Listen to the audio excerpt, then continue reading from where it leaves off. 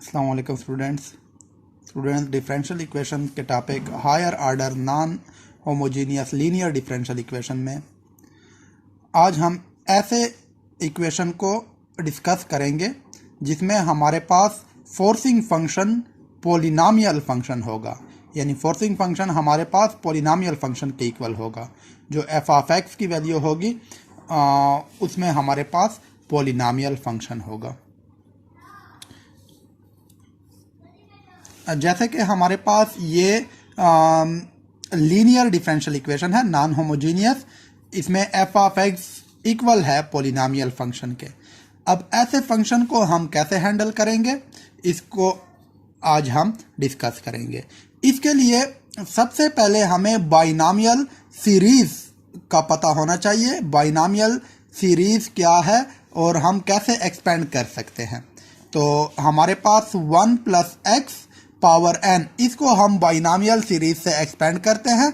तो यहाँ पे हमारे पास 1 plus N X plus n into N minus 1 over 2 factorial X square plus n into N minus 1 into N minus 2 over 3 factorial X cube plus up to so on. तो इस तरह हम binomial series से 1 plus X power n को expand कर सकते हैं। अब हम यहाँ पे पार्टिकुलर इंटीग्रल कैसे फाइंड करेंगे। पार्टिकुलर इंटीग्रल में फॉर एग्जांपल अगर हमारे पास कोई सेकेंड ऑर्डर डिफरेंशियल इक्वेशन है तो सेकेंड ऑर्डर डिफरेंशियल इक्वेशन में हमारे पास हम ऐसे लिख लेंगे कि फॉर एग्जांपल हमारे पास y double prime plus y equal F of x है। ये हमारे पास कोई डिफरेंशियल इक्वेशन है तो हम y p ऐसे फाइंड करेंगे कि 1 ओवर 1 प्लस डी स्क्वायर लिख लेंगे एफ ऑफ एक्स, फिर 1 प्लस डी स्क्वायर को ऊपर ले जाएंगे। तो लाजमी बात है कि जब हम इसको ऊपर लेकर जाएंगे तो पावर -1 हो जाएगा।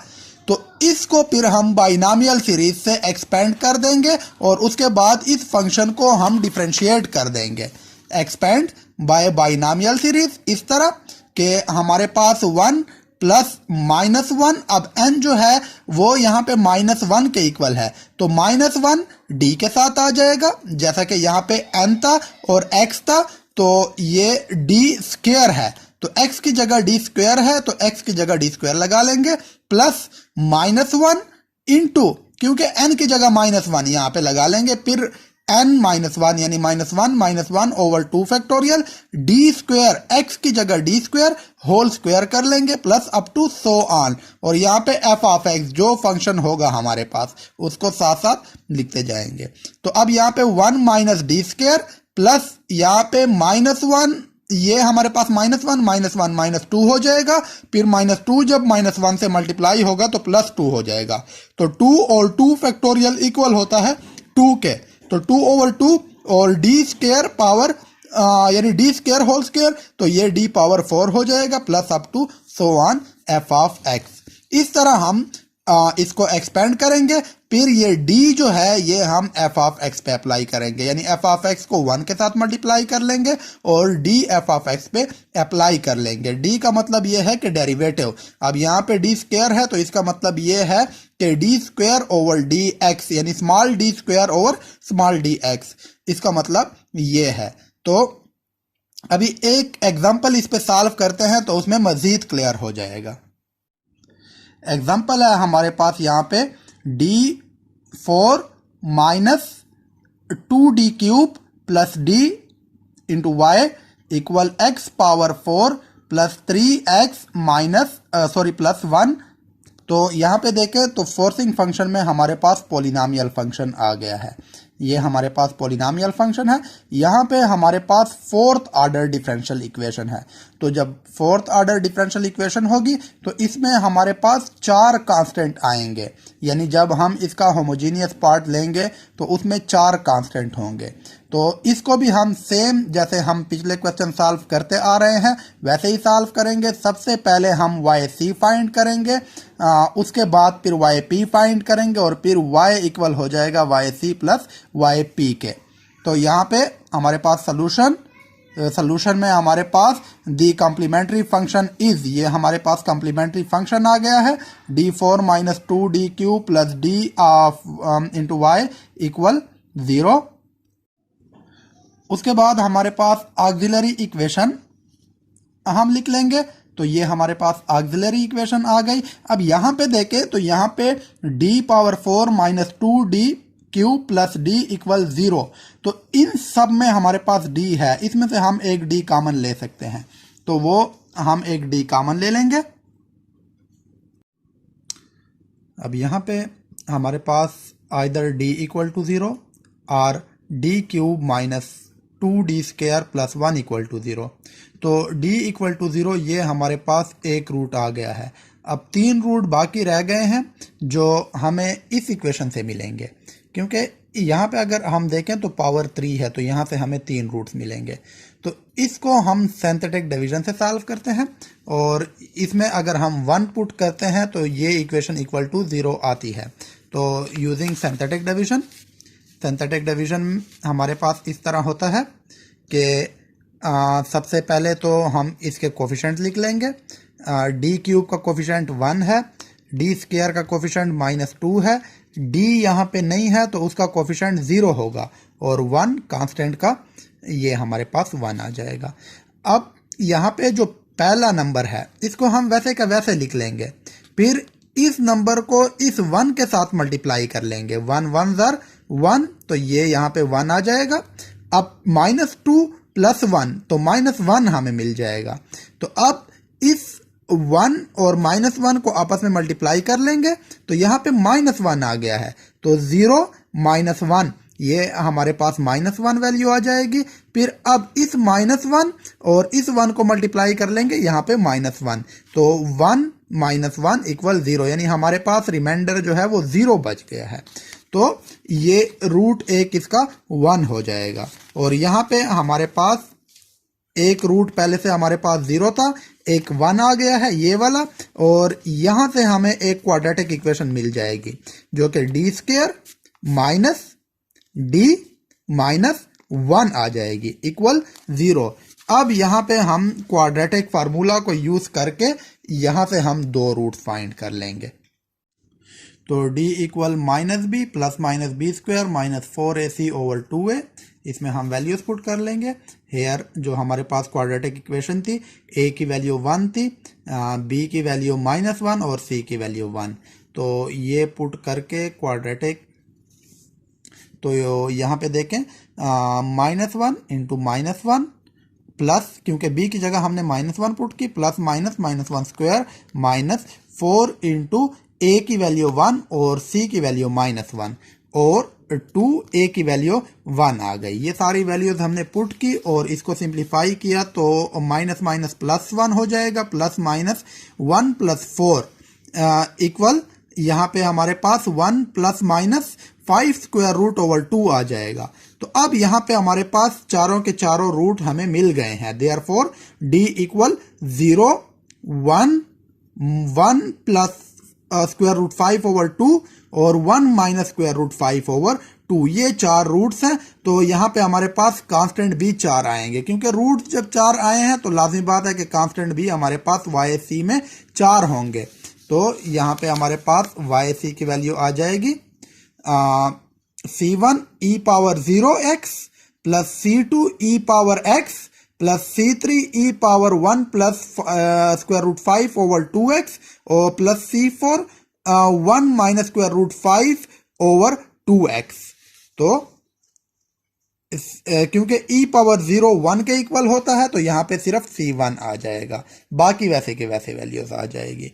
ये हमारे पास YC की वैल्यू आ गई। अब हम पार्टिकुलर इंटीग्रल फाइंड करते हैं, यानी YP।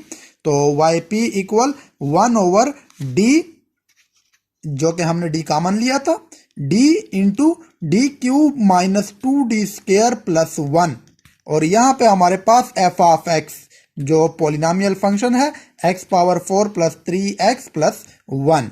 तो अब इसको देखें, इसको हमने बाइनोमियल सीरीज से एक्सपेंड करना है, तो इस 1 को हम पहले लिख लेते हैं, plus D cube minus 2d², इसको हम कंबाइंड कर लेते हैं, यानी इसको हम एक टर्म बना लेते हैं।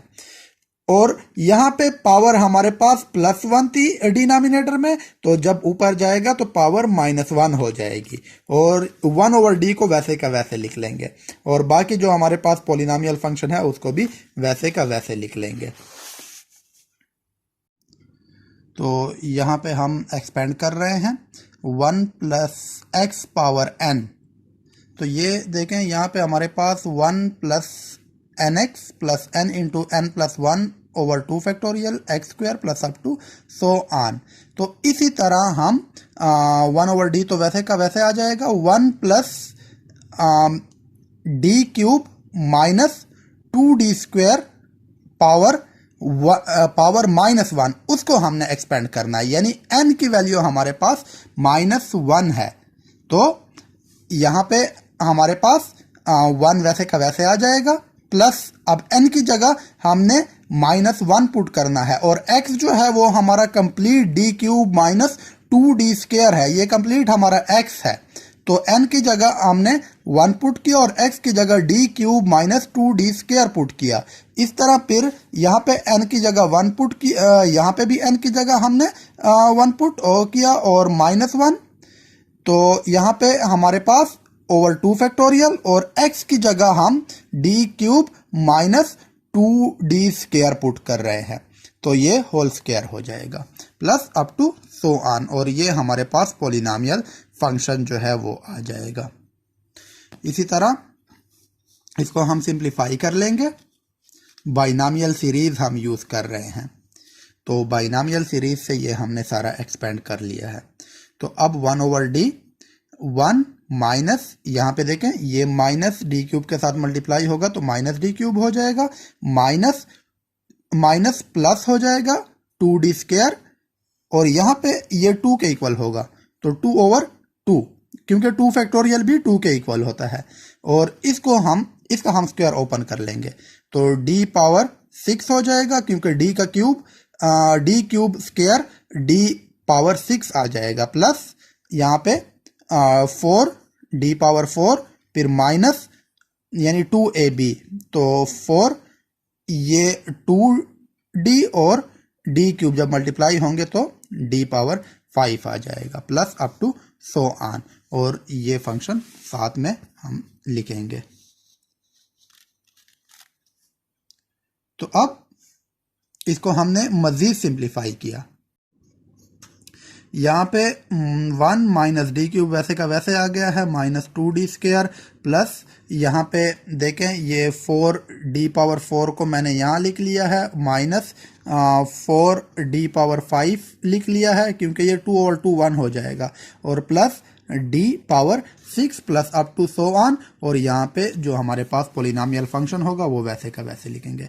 अब यहाँ पे हम निगलेक्ट करेंगे d power 5 and higher order, क्योंकि हम देखते हैं कि यहाँ पे देखें मैक्सिमम पावर जो है, हाईएस्ट पावर जो है वो हमारे पास d पावर 4 है, तो जब हम d पावर 5 d पावर 4 पे अप्लाई करते हैं तो हमारे पास 0 आता है, तो इसलिए हम d पावर 5 और उससे हाईएस्ट पावर जो होगी उसको निगलेक्ट करेंगे।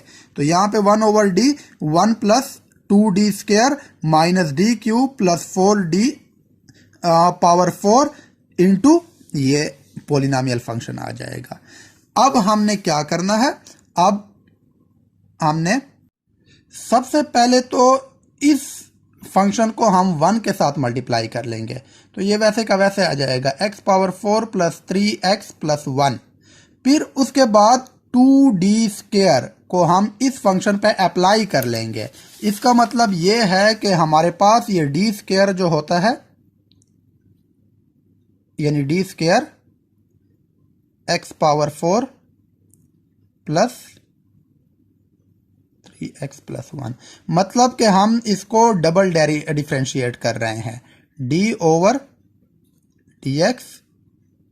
x power 4 3x + 1। पहले हम इसको एक बार डिफरेंशिएट करेंगे, फिर उसके बाद हम फिर इसको डिफरेंशिएट करेंगे, 2 बार डिफरेंशिएट करेंगे। तो जब एक बार डिफरेंशिएट करेंगे तो यहाँ पे d/dx, इसको हम जब एक बार डिफरेंशिएट करेंगे तो 4 एक्स क्यूब आ जाएगा प्लस 3 आ जाएगा और 1 का डेरिवेटिव 0 हो जाएगा। जब हम इसको दोबारा डिफ्रेंशिएट करेंगे तो यहाँ पे हमारे पास 12 एक्स स्क्वायर हो जाएगा और 3 का डेरिवेटिव 0 हो जाएगा। तो यहाँ पे ये देखें, जब हमने डी स्क्वायर इस पे अप्लाई किया तो 12 एक्स स्क्वायर आया। अब डी क्यूब का मतलब ये है कि इसको हम एक बार मजीद डिफ्रेंशिएट करेंगे। तो जब हम एक बार मजीद डिफ्रेंशिएट करेंगे 12 एक्स स्क्वायर को, तो ये हमारे पास 24 एक्स आ जाएगा, यहाँ पे माइनस 24 एक्स। फिर 4 डी पावर 4, यानी इसी को हम 24 एक्स को एक बार मजीद डिफ्रेंशिएट करेंगे तो एक्स खत्म हो जाएगा, सिर्फ 24 रह जाएगा। और 24 को जब हम 4 के साथ मल्टीप्लाई करते हैं तो 96 वैल्यू आ जाएगी। ये हमने सारा डी स्क्वायर, डी क्यूब और डी पावर 4 इस फंक्शन पे अप्लाई किया और ये वैल्यूज हमारे पास आ गई। अब इसमें जो चीज़ें आपस में ऐड सब्सट्रैक्ट होती है उनको ऐड और सब्सट्रैक्ट करेंगे और उसके बाद फिर 1/d अप्लाई करेंगे। अब यहाँ पे देखें तो यहाँ पे x पावर 4 आ गया है। फिर इस 12 को जब 2 के साथ मल्टीप्लाई किया तो 24 एक्स स्क्वायर आ गया है और माइनस 24 एक्स से जब 3 एक्स को हमने माइनस किया तो माइनस 21 एक्स आया और 96 प्लस 1 जब किया तो 97 आ गया है। अब जिस तरह पहले मैंने आपको बताया था कि हमारे पास d जो होता है वो डेरिवेटिव होता है, d/dx होता है, तो 1/d जो है वो तो इनवर्स है ऑफ d है, यानी इनवर्स ऑफ द डेरिवेटिव है, तो ये इंटीग्रल होगा। 1/d का मतलब ये है कि आप इसको इंटीग्रेट कर रहे हैं, इंटीग्रल है। तो जब इसको इंटीग्रेट करेंगे तो x पावर 5/5 आ जाएगा। जब इसको इंटीग्रेट करेंगे तो x क्यूब ओवर 3 आ जाएगा। इसको इंटीग्रेट करेंगे तो x स्क्वायर ओवर 2 और 97 को इंटीग्रेट करेंगे तो 97 x आ जाएगा। यहाँ पे 24 3 के साथ कैंसिल हो जाएगा, तो वैल्यू आ जाएगी हमारे पास 1/5 x power 5 plus 8 x cube minus 21 over 2 x square plus 97 x. ये हमारे पास yp की वैल्यू आ गई। तो हैंस हमारे पास जनरल सोल्यूशन वो इक्वल होता है yc प्लस yp के। तो yc की वैल्यू ये हमने पुट की जो हमने पहले फाइंड की थी और ये yp की वैल्यू पुट की, तो ये हमारे पास जनरल सोल्यूशन आ गया है। बहुत ही सिंपल है। सबसे पहले हमने yc फाइंड किया जैसे हम होमोजीनियस पार्ट को फाइंड करते हैं, उसके बाद yp हमने फाइंड किया और yp के लिए जो लाजमी चीज़ है हमें जो पता होनी चाहिए वो बाइनामियल सीरीज है। बाइनामियल सीरीज के थ्रू हम, यानी बाइनामियल सीरीज अगर हमें आती है तो ये क्वेश्चन कोई मुश्किल नहीं है। इन क्वेश्चन को हम बाइनामियल सीरीज से सॉल्व करते हैं। तो उसके बाद yc और yp को ऐड करके जनरल सोल्यूशन फाइंड कर लेंगे। उम्मीद है आपको इस एग्जांपल से ये केस क्लियर हो गया होगा। क्यों?